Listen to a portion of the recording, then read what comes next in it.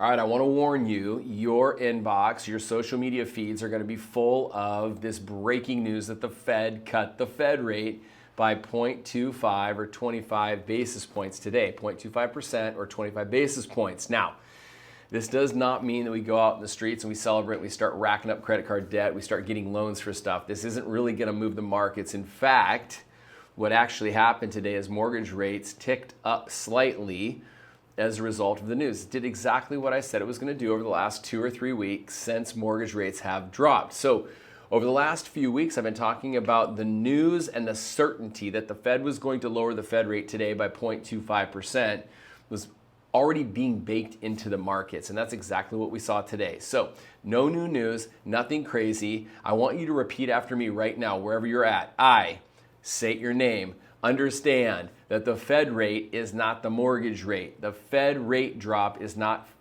equal direct 0.25% reduction in mortgage rates. I've received, 12 or 13 texts already today since the Fed met about rates dropping 1/4 point. They didn't. Mortgage rates did not drop. They stayed the same. All the improvement in the mortgage rates were baked in over the last month. So here's what to expect next. I expect that mortgage rates stay right where they're at. The 10-year Treasury, I've been saying this for a couple of years too. The 10-year Treasury is a really good indicator. It dropped below 4 for the first time in a really long time, and now it ticked back up over 4. So that's not really good for mortgage rates. So I see mortgage rates staying right where they're at for now until we get a better idea of when the Fed is going to continue their easing. Now, they were very clear. Economists have been very clear that they expect 3 more 1/4 point drops in the Fed rate by the end of this year, through the end of this year. So that's something that investors are hedging, and that's something that we need to keep an eye on. And so as the Fed continues to drop their Fed rate, they've got a few more meetings this year throughout the year that could improve mortgage rates. But for right now, this is what we've got. We're in the really, really low 6s right now for 30-year fixed rates. That's a good thing. I said this in a video a week ago.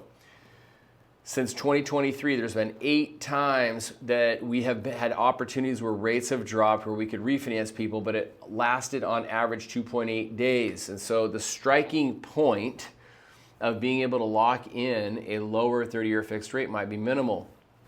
This could be your indicator that the time is right. So I want you to reach out to me. If you're a client of mine watching this, let's connect. If we haven't already, let's get a game plan in place. Let's get a strike point in place. And the strike rate is the rate in which we want to lock you in at, the rate at which it makes sense to save you money, okay? Good news, the Fed did drop the Fed rate. The bad news, mortgage rates didn't drop 1/4 percentage point today. They stayed the same, all right? If you have any questions, let me know. Share this with someone that needs to know that the Fed rate is not directly related to mortgage rates. Mortgage rates did not drop 0.25% today.